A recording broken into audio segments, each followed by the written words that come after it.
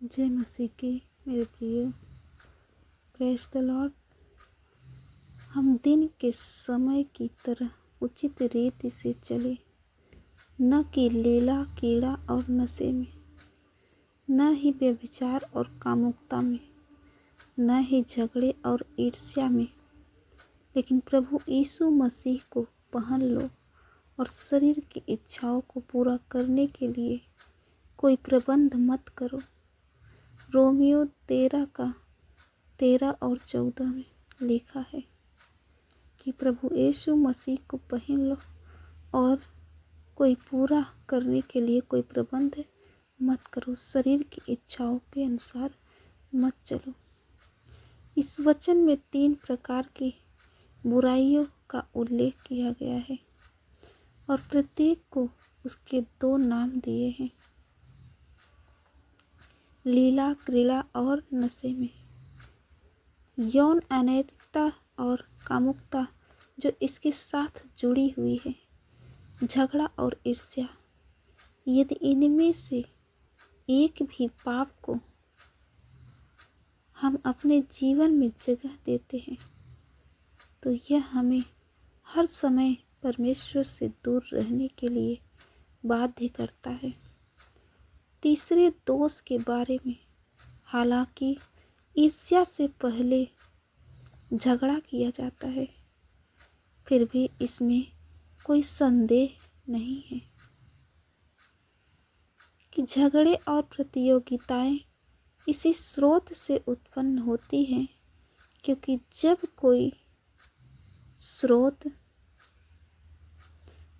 कोई श्रेष्ठ होने की कोशिश करता है तो एक दूसरे के प्रति ईर्ष्या होती है। लेकिन महत्वाकांक्षा दोनों बुराइयों का स्रोत है।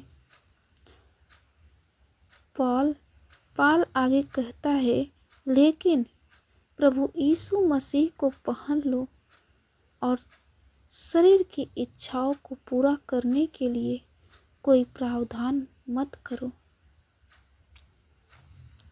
मसीह को पहनने का मतलब है हर तरफ से पवित्र आत्मा को अपने जीवन में कार्य करने देना।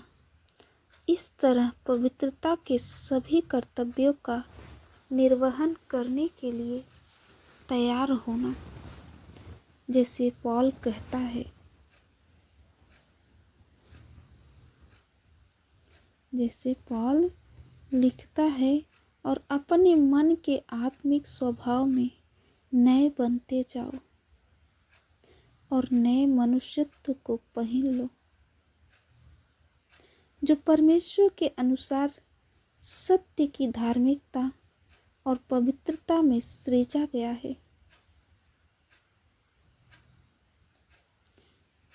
यह हमारे अंदर नवीनीकृत यीशु मसीह की छवि है, जो आत्मा का एकमात्र सच्चा आभूषण है।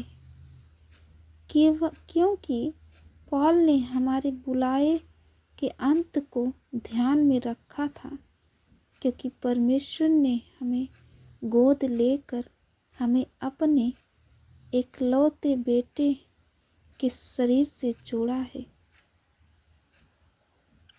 और इस उद्देश्य के लिए कि हम अपने पिछले जीवन को त्याग कर उसमें नए मनुष्यत्व बन सके।